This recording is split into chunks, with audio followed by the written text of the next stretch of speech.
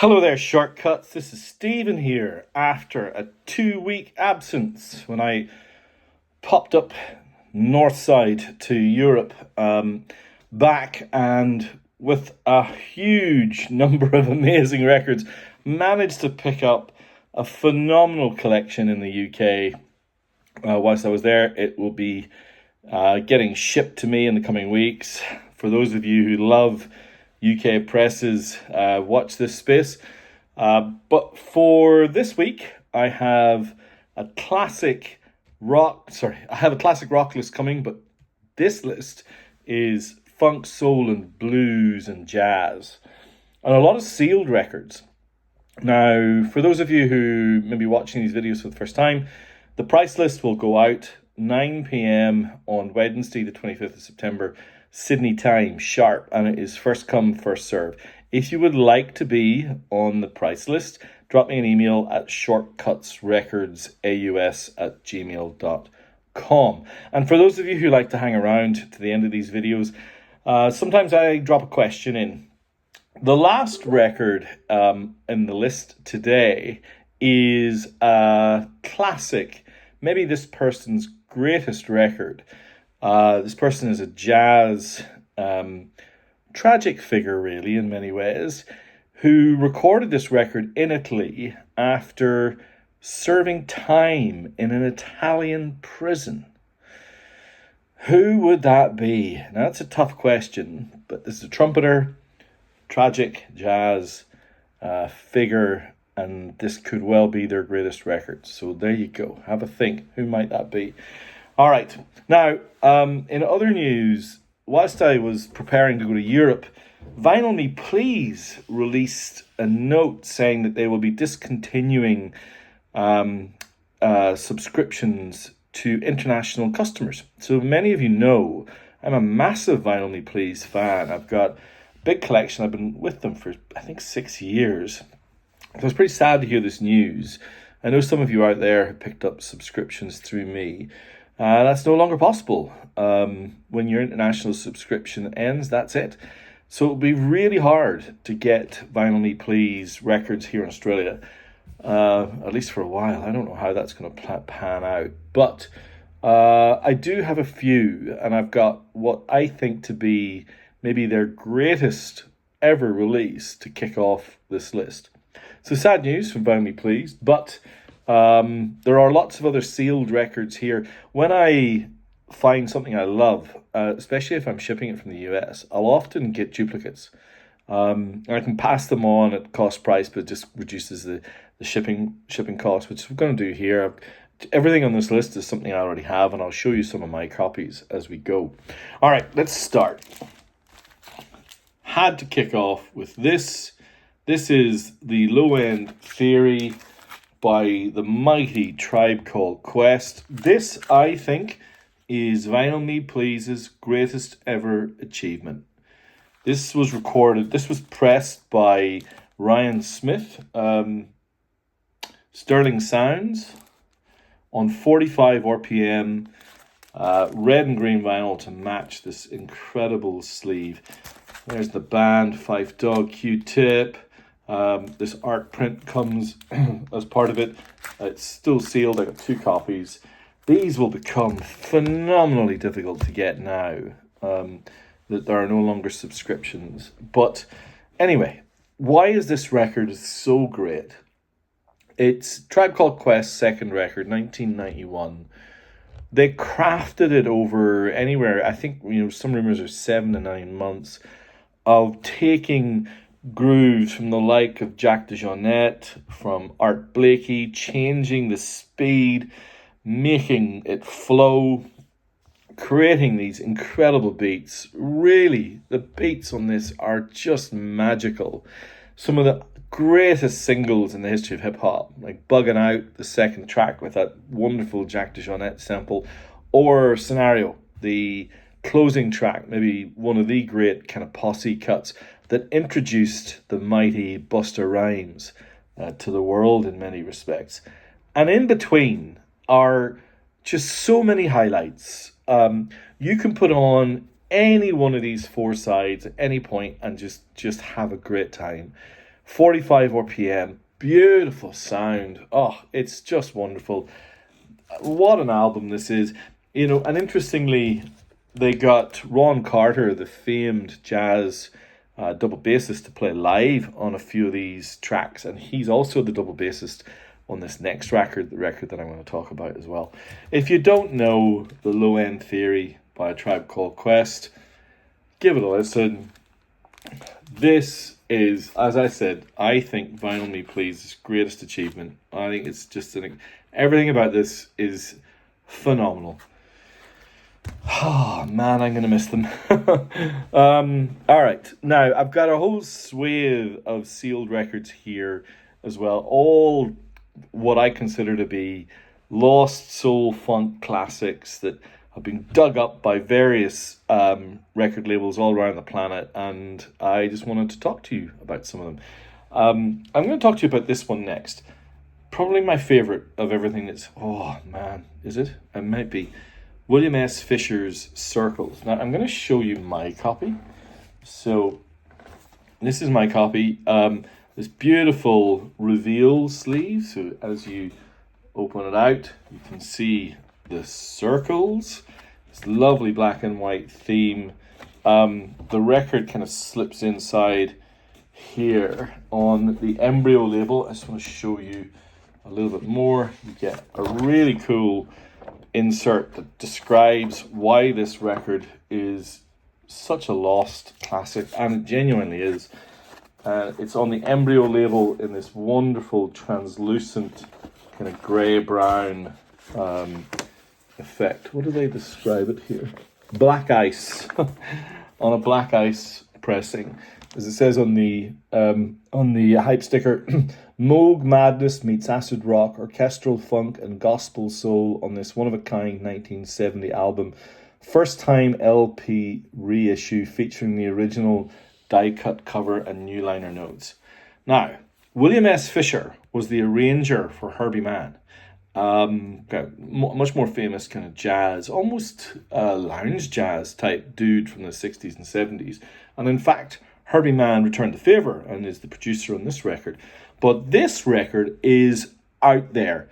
It is wild. It starts off with, what you think is standard kind of grooving funk, and there's a lovely soul voice. It's not him. It's a part of the band. And then the second track is a completely wild jazz guitar solo. It's seriously funky. And then the third track is electronic plinky plonky Moog madness. That's just the opening three tracks, and it continues from there. It is the most diverse, wild, crazy ride I've had in a long time, and I have been completely addicted to it. I think it is utterly fantastic. There's this motif the whole way through. He really liked the sound of 5 cellos playing. So as the songs progress, you'll hear these blasts of this kind of melodic noise, and it is 5 cellos literally playing. Oh, it's just wild. The final track, Capsule, is, I don't know, something like that. Gotta be one of the earlier electronic, doodle records that would have inspired a whole bunch of electronic music. Lost to time until a couple of years back. Just love it. Give it a spin. Beautiful package. Still sealed. William S. Fisher's Circles. All right, now it's a shame about Vinyl Me Please, but there are other wonderful labels out there, and this is one of them. Jazz Dispensary. These guys earth up the most lost, wild, completely gone records, and then give them a complete makeover. The sound quality of Jazz Dispensary records is second to none. Anyone who's come to my house will have heard me play the likes of Muhammad Idris or I don't know. You'll hear me play Jazz Dispensary records if you come, but this is just Idris Muhammad, of course, I was talking about earlier. This is just wonderful. This is the Round Robin Monopoly. The album is called, if I remember, it's called Alpha. It's, 31, 32 minutes, as is William S. Fisher, of the most wild, horn-driven, funky soul. I don't know how this wasn't, just a massive hit. 50th anniversary edition. It was originally released on this off-spin of Stax Records called Truth.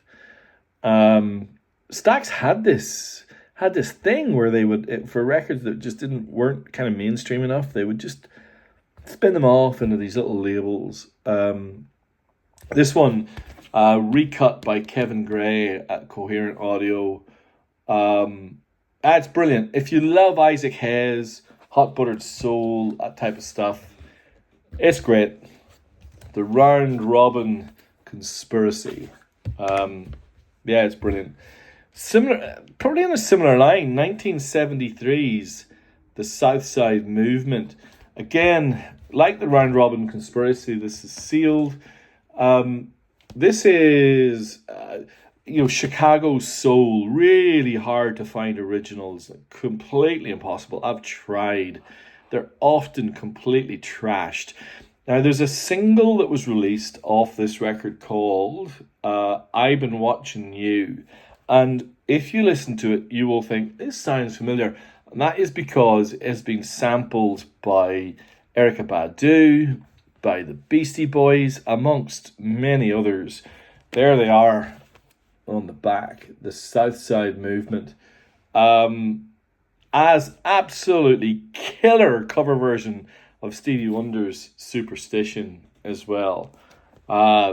Just melts the player, just brilliant. South Side Movement. I've still got 4 sealed records to talk about before I get on to something that is quite controversial. This is one of the highlights of my collection. I have a first press of this.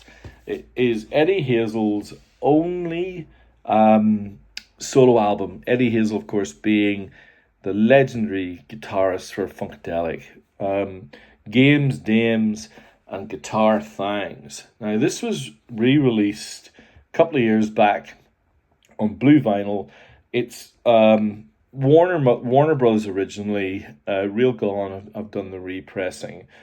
Really wildly hard to find the originals. I can't even remember how I came across mine. This opening track of this is this psychedelic guitar-driven cover of California Dreamin'. And, it was the Mamas and the Papas, and it is worth price of entry alone. It is fantastic. Now, I only have one of these. I wish I could show you. This one, they claim, is on electric blue vinyl. I've read some reviews. They're really positive. It's a really cool record. I might dig out my original copy for a future video.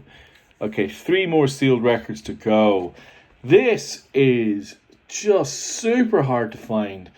This is the album Love by Honey and the Bees, who were a Philadelphia all-female soul band. Although I was listening to my copy this morning, and somewhat incongruously on the second side there's a male voice that enters on the second last track. I was like, what is that? But it's really cool. Organs and horns. Just lovely. Insanely rare Philly soul album. The first ever LP reissue.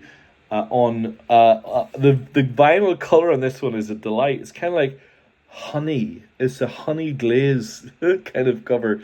It sounds really good. I'd never heard of this guy, Mike Milchner at Sonic Vision. It was limited to a few thousand copies. From what I understand, he had to do quite a bit to manipulate the tapes to get them to a point where he could make the record. And you know what? I couldn't tell. I think it's great. This is Honey and the Bees. as I said, every one of these are just records that I've loved this year. This is the soundtrack to Watermelon Man by Mario Van Peebles. And Mario Van Peebles, a director, well, musician and director in the 70s who made kind of exploitation movies. Watermelon Man is an interesting one. It stars this comedian, I can't remember this, Gregory something or other, Gregory Cambridge, who plays this misogynistic, racist white man who, through machinations that are just kind of a bit mind-boggling, becomes a black man, as you do. It's out there. I found it on Tubi, the kind of weird TV app. But the soundtrack is absolutely bonkers. It ranges everywhere from kind of bluegrass to funk to soul, and everything in between. It's on this green, really cool green vinyl. It's a lot of fun. If you, even on the back, I'm not going to read you some of the things here because they're pretty, not exactly safe for work. But Watermelon Man by Mario Van Peebles, I think this is like a slightly more avant-garde Isaac Hayes. Maybe more kind of Curtis Mayfield in places as well. Really cool record. And then finally, probably the most obscure of all, is the soundtrack to the movie Tomorrow, T-O-O. Now, I don't even know how I could explain the plot to Tomorrow other than it is something about music saving an alien race called the Alphoids. Yeah, it's out there.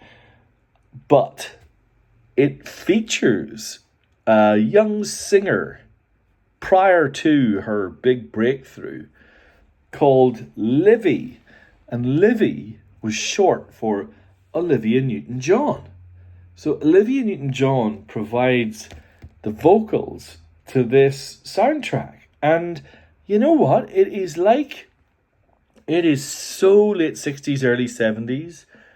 Psychedelic, trippy, hopeful, mad, makes you smile.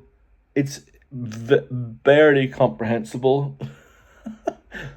But it was lost for decades. There are forums everywhere about this thing.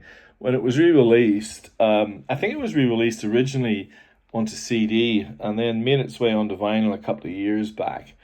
It's from 1970. It was the brainchild of Don Kirshner, who was kind of like a mogul in many ways. Music supervision by Don Kirshner. All songs except Spaceport, written by Mark Barkan and Richie Adams. Anyway, Tomorrow, Don Kirshner. That ends the sealed section. I'm going to run through these last few that are kind of really cool.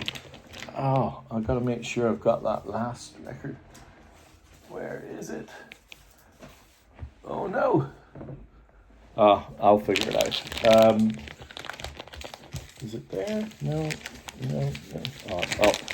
I'm going to start off this little run of Japanese classics with this.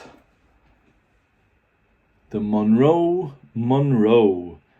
This absolutely incredible kind of feature of Marilyn Monroe.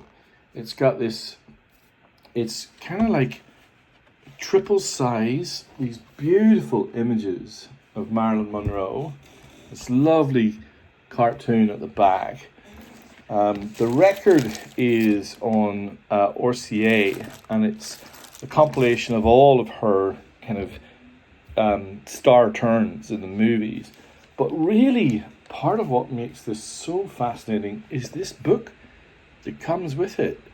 This Marilyn Monroe kind of feature. And what's really interesting is if you start from the back, you get these incredibly respectful images of Marilyn with the army, some of her kind of classic poses, scenes from some of her greatest movies. And at the front, you can see it's kind of like a shrine, what they call a shrine record in Japan. And you can see obviously 7-year itch. But I'm going to have to kind of self-censor here. I'm going to have to try and do this carefully because I'm going to put my hand here because the centerfold is this image of Marilyn Monroe with a quite gratuitous upskirt shot, which is completely wild. I don't understand how that became what they did, but there it is. This thing is extraordinary. Very, very rare, very hard to find. Marilyn Monroe. Okay, we've got, let's see, 5 or 6 records to get through.